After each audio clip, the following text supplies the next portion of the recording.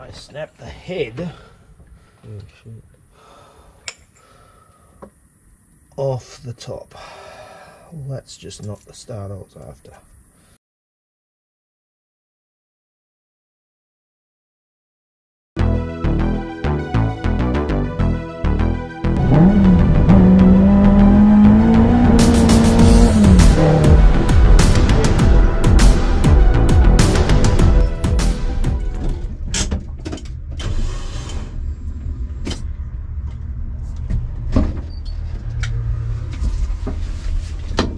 That's not good. That's not fucking good. Alright, so at the point where you take the cylinder head off, I think.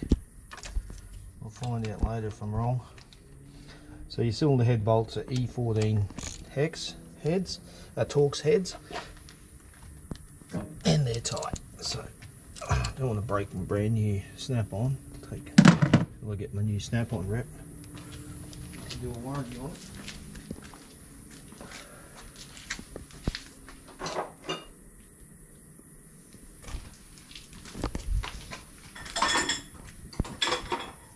Okay, so get the trusty cord drive. Now I'm losing a bit of strength because I'm working up so high, but it should still go. Once it goes, it'll be easy.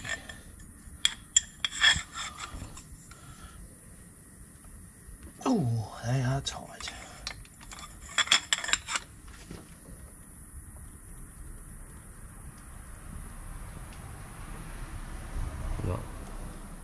And I snapped the head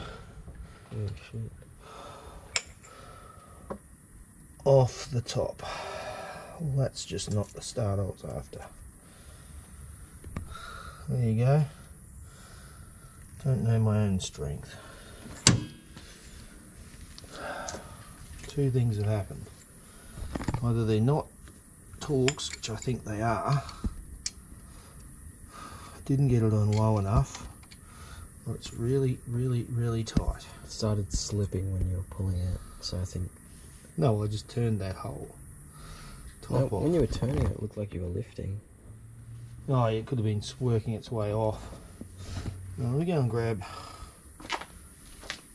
Got all the challenges this bloody job, didn't it?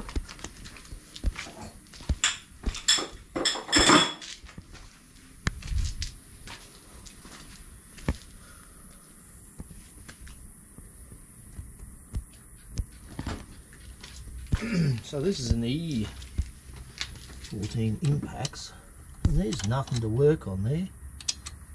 That is definitely the right size. There's just nothing to work on.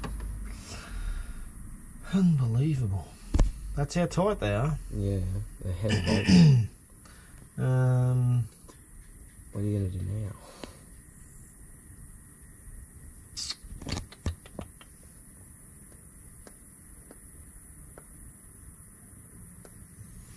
I think my long breaker bar, just going to have a look. I don't think I brought it. Look at both at work. Tonight's effort finished. It's too late to run rattle guns, so I'll just bring the big 2-foot breaker bar tomorrow and see if how many more of these heads we snap off. But not the end of the world. Just have to drill it. Crack it on with a few more. That's why I wasn't going to use that, because it doesn't quite fit properly. That bit. Yeah, the socket's just a bit too thick. Oh, you mean when you put it on the walls? It fouls against that wall, so it doesn't give you good enough to lower it off. But I probably run it up in the lathe. Yeah, that's what I was going to say. Just to take a bit more off it. It's the JC5, man. The gearbox. It's the gearbox one as well. So yeah, it's still too thick on that. So we'll get it off, but just going, when you're putting it back on, you don't want bind up on those. And it's just the end of tonight. Finish. Cut it off.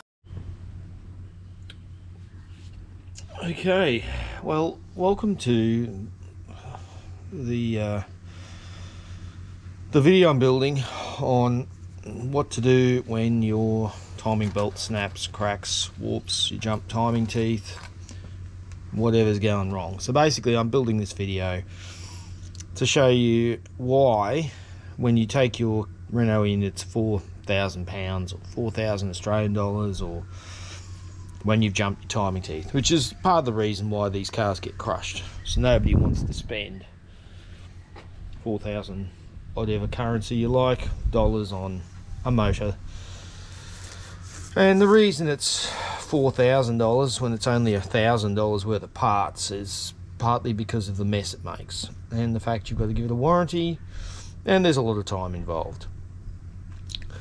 So I'm sort of doing this, one, so you can understand why the guys are telling you so much, and two, so you can tempt it yourself if you've got one or you bought one, or you know, it becomes an issue. You might be thinking about a second-hand motor, but you know your bottom end was pretty good.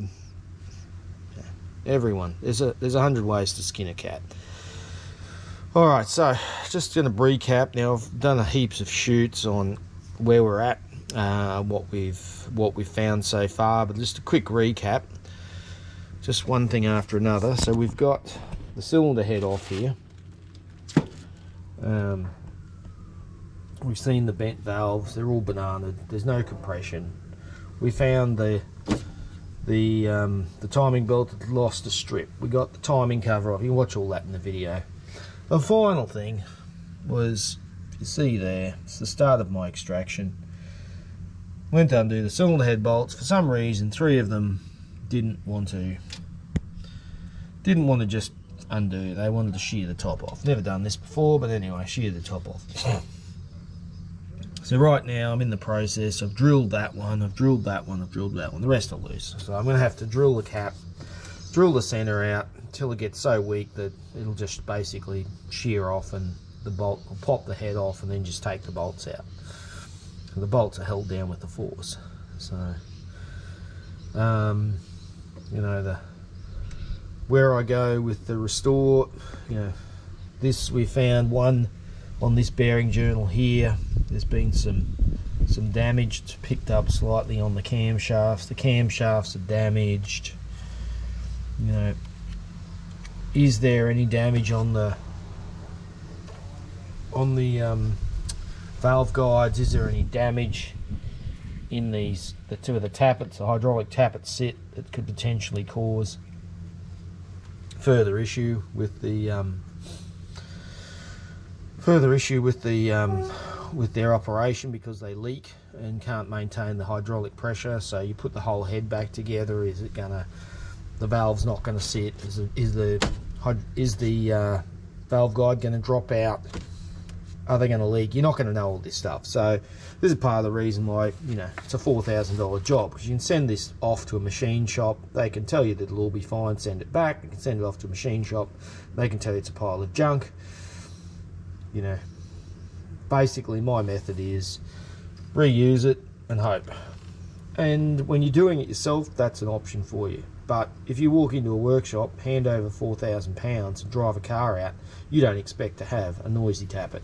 You don't expect a valve guide to drop out. You expect it to be as good as the day it left the factory.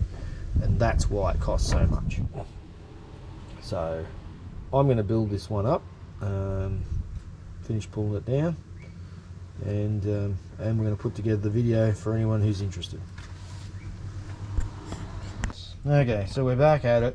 So I've drilled my pilot holes. This is for the head bolts that don't want to come out, even though the other 7 came loose. 3 decided they didn't, so I've tapped them. I've center punched it and drilled a pilot hole. Now I'm going to drill a bigger hole, and a bigger hole, and a bigger hole. Never had this. Never ever had this drama in my life. Alright, we'll step it up one.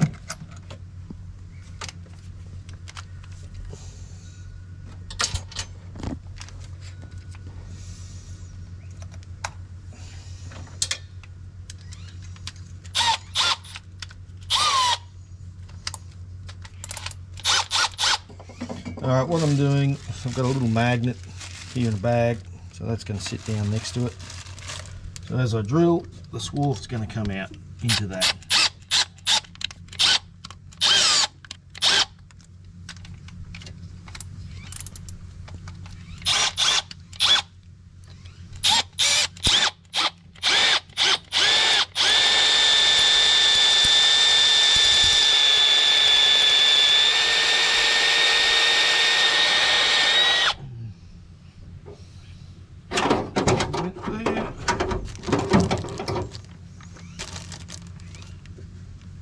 Yep, it's good. Just slightly opened that up. Get rid of that one. Set that off. Put it over there. Next one's here.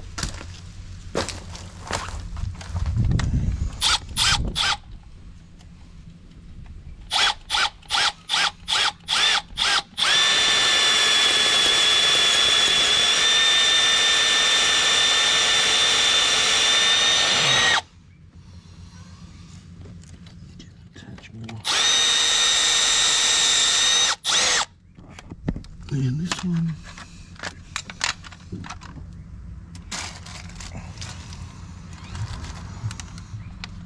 I'm just trying to catch the swarf so I don't end up in the bottom of the sump, but already there's that much stuff in the bottom of the sump. I think I'm going to have to de-sump it anyway.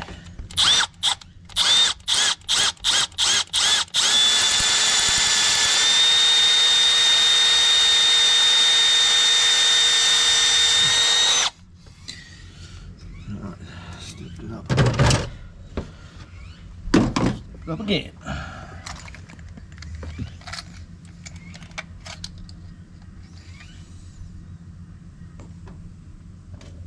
I might do it.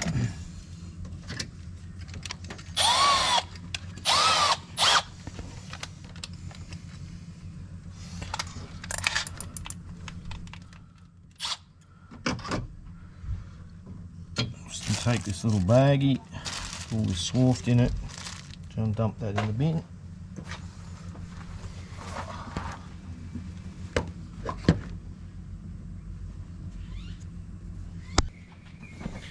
And I'm going to put my magnet on a stick. Put that in the bag as well. Suck up a bit of that crap.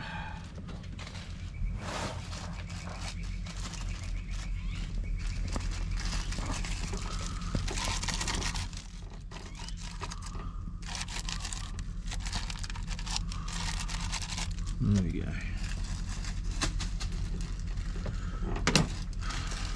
Alright. This one.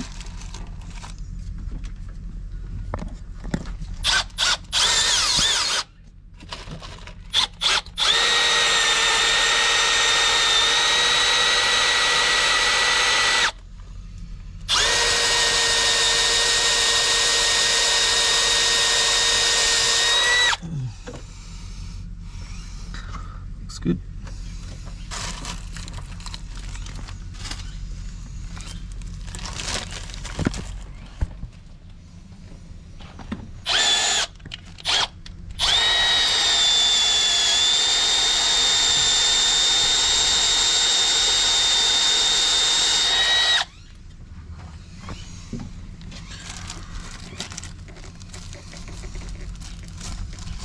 Get out of it.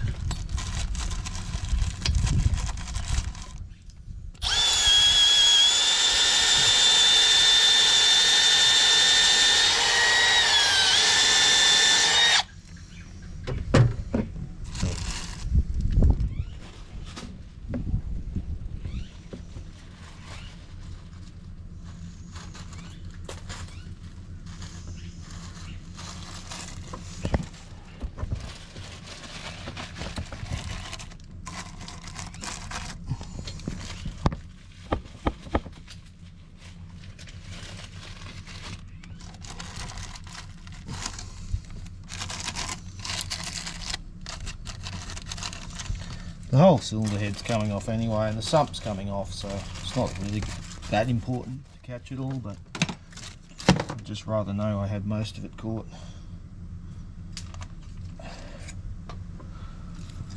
Alright, let's step it up again.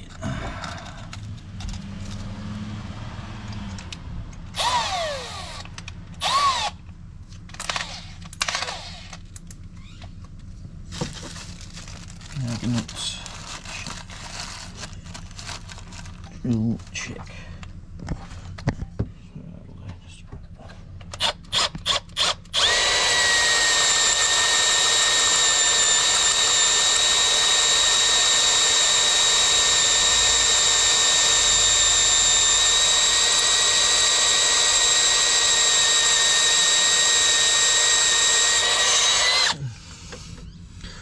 It's getting close. I'll just give that a bit more of a... It's quite soft metal, really. Let's take that mess away.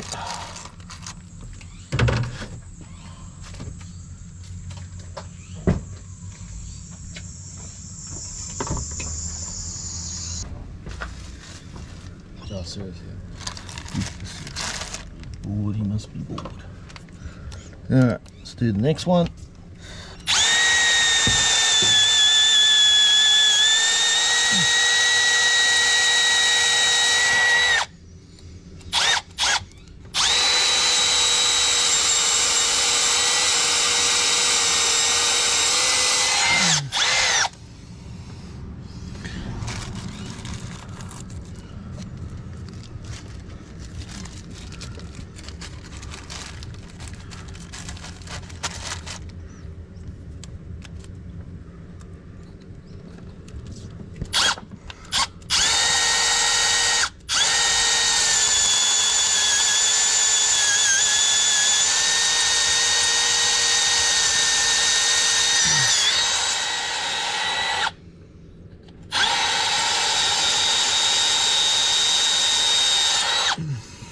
Okay, let's have a look how we're going there.